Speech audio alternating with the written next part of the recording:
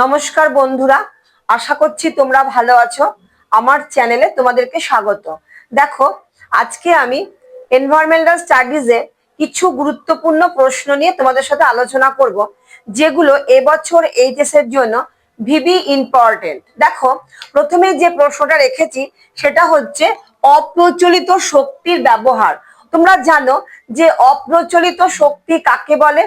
যে শক্তি বিদ্যুৎ উৎপাদনের ক্ষেত্রে এখনো সেরকম ভাবে প্রচলিত নয়, তাকে বলছে অপ্রচলিত শক্তি।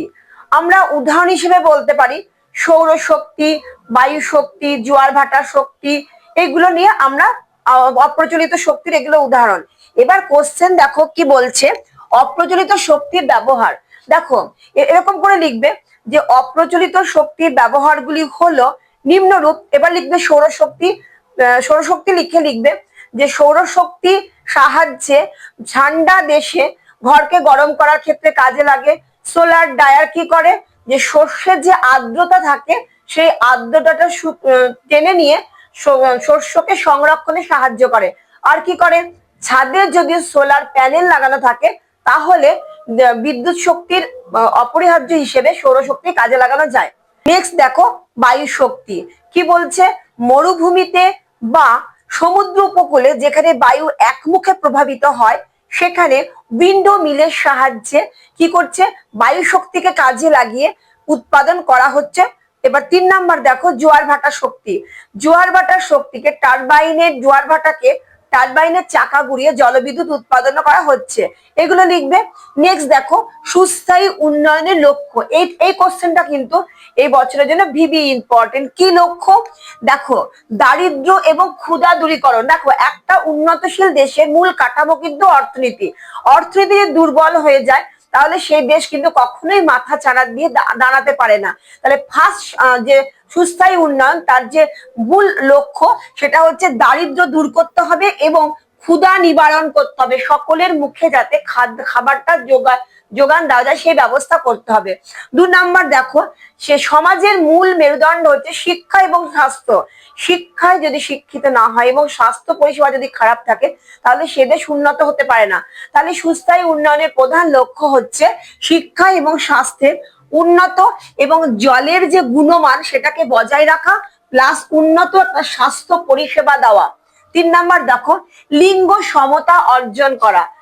স্ত্রী পুরুষ নির্বিশেষে সবাই একটা চাকরি করতে পারে সেরকম ব্যবস্থা করা। 4 নাম্বার দেখো কি বলছে, শক্তিশালী অর্থনীতি প্রচার করা। শক্তিশালী অর্থনীতি কিরকম ভাবে হবে সেটা প্রচার করা। হয়ে গেল। 2 নাম্বার দেখো, নেক্সট প্রশ্ন হচ্ছে ভিবি ইম্পর্টেন্ট এই প্রশ্নটা এই বছরের জন্য। মিশ্র কৃষি কাকে বলে এবং কোন কোন দেশে দেখা যায়? দেখো, মিশ্র কৃষি কাকে বলছে?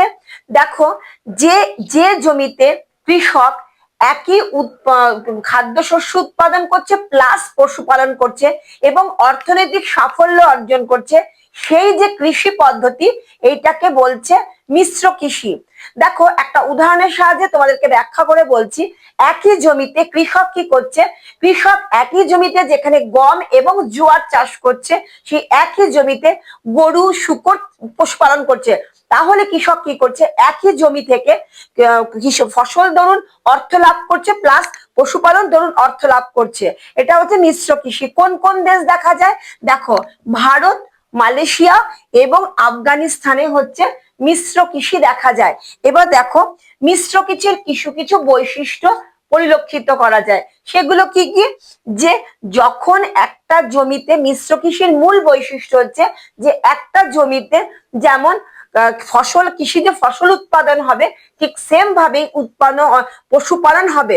2 নাম্বার দেখো, যে নেক্সট যেটা ইম্পর্টেন্ট টপিক যেটা আলোচনা করছে, কৃষক যখন দেখছে যে কৃষিজ ফসল উৎপাদন করে তার সেরকম অর্থ লাভ হচ্ছে না, সঙ্গে সঙ্গে কৃষক কি করছে? গবাদি পশু প্রতিপালন করছে এবং সেখান থেকে সে অর্থ লাভ করছে। হলো 3 নাম্বার দেখো, যে খামারে একটা নির্দিষ্ট অংশ থাকবে পশু চারণ ক্ষেত্র হিসেবে। 4 নাম্বার দেখো, যে ফসল এবং পশু পণ্য থেকে সে আয় করছে এবং খামারগুলো কিরকম হবে? মাঝারি আকারের হবে খামারগুলো। এবার নেক্সট ইম্পর্টেন্ট প্রশ্ন দেখো, ঝুম চাষ পদ্ধতি। ঝুম চাষ কাকে বলছে? দেখো, ঝুম চাষ হচ্ছে একটা প্রাচীন পদ্ধতি। সেখানে কি করছে, যখন কৃষকরা দেখছে যে এই জমিতে ফসল সেরকম ভাবে উৎপাদন হবে না, তখন তারা সেই জমিটিকে জ্বালিয়ে দিয়ে নেক্সট পরবর্তী স্থানে গিয়ে সেখানে স্থানান্তরিত জমিতে কৃষি দ্রব্য উৎপন্ন করছে। সাধারণত এটা পাহাড়ের গায়ে ধুম চাষ পদ্ধতি হয়ে থাকে, ধাপ ধাপ করে হয়ে থাকে। কোথায় কোথায় হচ্ছে ধুম চাষ? দেখো, আসামে হচ্ছে, মণিপুরে হচ্ছে, মিজোরামে হচ্ছে, এগুলোতে ধুম চাষ হচ্ছে। এবং ধুম চাষের কি পদ্ধতি? দেখো, ধুম চাষ যেহেতু একটা দীর্ঘমেয়াদী পদ্ধতি এবং একজনের পক্ষে কখনোই এটা সম্ভব নয়, সেই জন্য এটা কি করছে, একটা গোষ্ঠীবদ্ধ পদ্ধতি। সেখানে কি করছে, একটা গোষ্ঠীবদ্ধ ভাবে এটাকে পরিচালনা করা হচ্ছে। নেক্সট দেখো, জমির আকার। যেহেতু স্থানান্তরিত কৃষি এটা, সেহেতু জমির আকার খুব ক্ষুদ্র হবে।